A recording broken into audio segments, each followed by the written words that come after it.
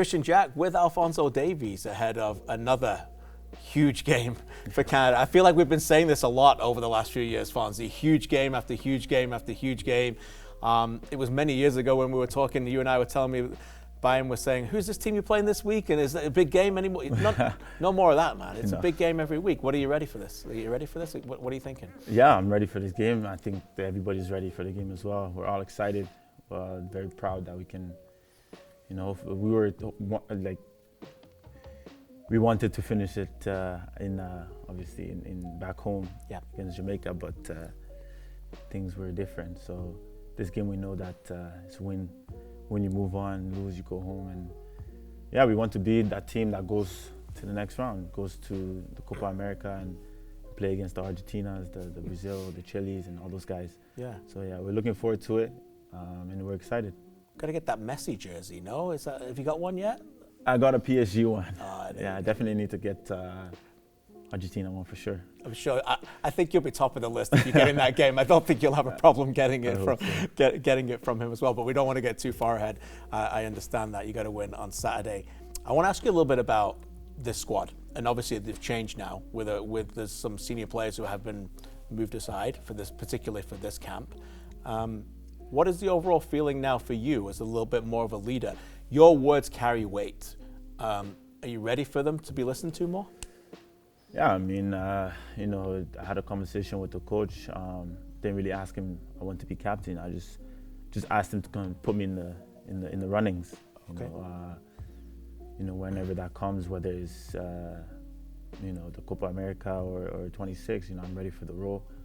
I think I'm ready, and I think I'm ready to lead this team. I mean, overall, whether I have the armband or not, I'm still gonna lead the team in my own way, on and off the pitch.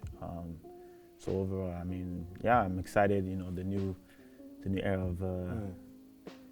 of Canada is upon us. There's a lot of young players here, a lot of hungry players that know how to play the game, that want to strive, that want to keep their spot at the national team, and we're gonna see a lot of good football. I want to keep it positive, and you just said a great thing there where you want to lead this team forward, and that's a wonderful for Canadians are going to love that. But before we go forward, Fonzie, I just want to go back initially. Was it sometimes a challenge for you in the past few years to not necessarily have that voice? As an outsider, I see you as being from one of the greatest clubs in the world, playing with great players like Muller and Kimmich and these wonderful leaders. And I can only imagine, I wish I had 3 hours to chat with you and absorb everything that's in your football mind right now. But did you sometimes find yourself having to bite your tongue a little bit because of maybe your age? No, I mean, not really. They made it, the veterans, they made everyone feel equal. Good. Feel confident to speak up, to talk about what's bothering you or motivate the team. I think overall it didn't really affect me to bite my tongue. I spoke my mind. I said what I wanted to say, and yeah, obviously in a positive way. We know that tempers flare sometimes, but that's how it is in the game of football. But yeah, overall, I mean, yeah, like I said before, the leader, the veteran players made it comfortable for young players like myself to speak their mind. We need Canadians to know how to win. Yeah. You know how to win. Yeah. How do you win? What does it take to win? It's not just about what you do from whistle to whistle on the field.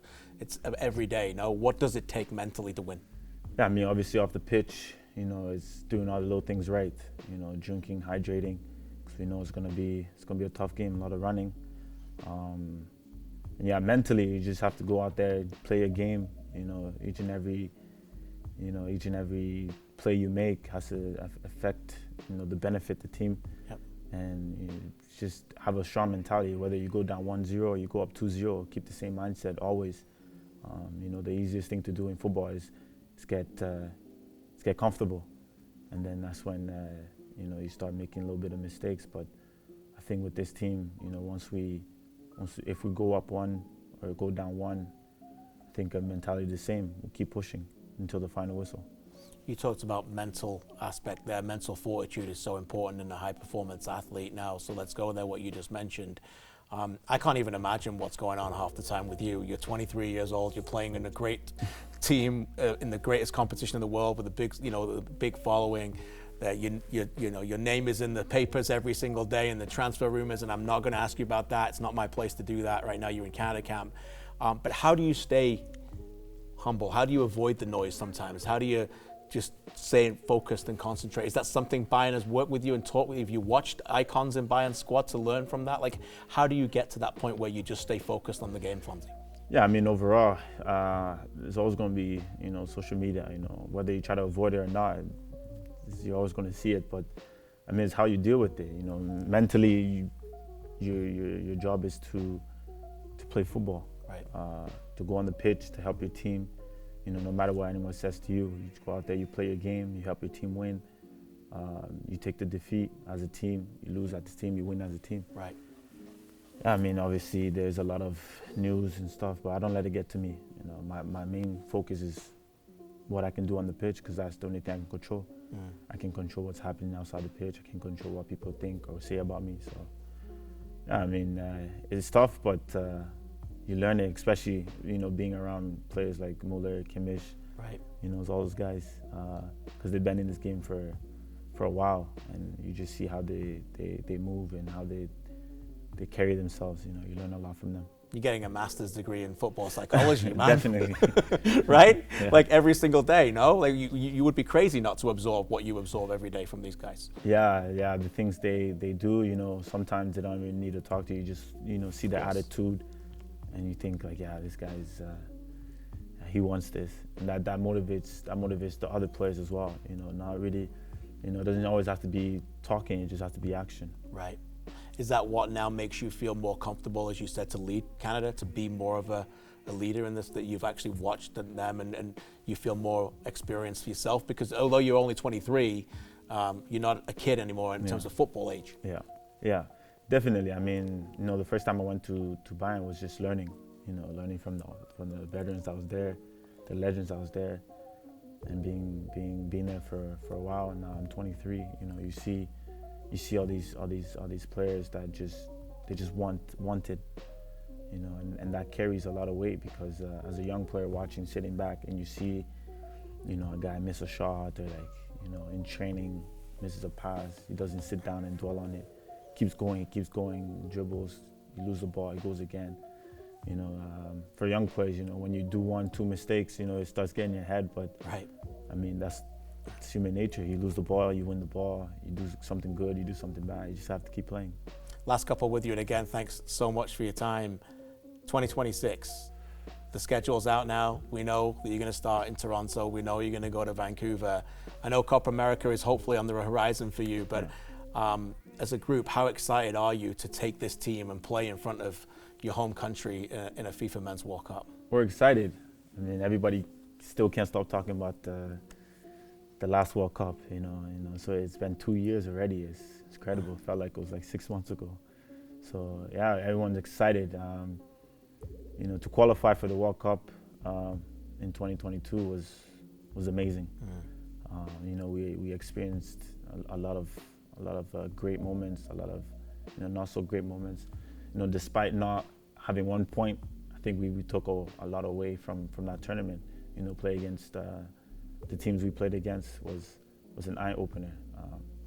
Not just to us, but to the rest of the world as well. They saw the quality we have and said, okay, Canada they're a serious team. Yeah. But yeah, coming to North America, playing in front of our home country will be something different. Yeah. I think that's motivation enough, just playing in front of your home country, in front of your fans, and being able to show how far we came as a national team it's a wonderful feeling. And you were there, man. You provided the speech. You helped Canada get the World Cup. Now you're going to be the face. You're going to be the face. You've got the infectious personality. You're the leader. You've got the play. You've got everything. You ready for this? I'm so thankful that, from Canadian point of view, that we've got you. It's immense gratitude. God has made you the face of this program, and it just must fill you with so much pride that you get to play a part in it. Yeah, it's amazing. As a footballer's dream is to play for your national team. To walk out to your anthem and sing your anthem with your fans. Yeah, I mean, it just puts a smile on my face thinking about it.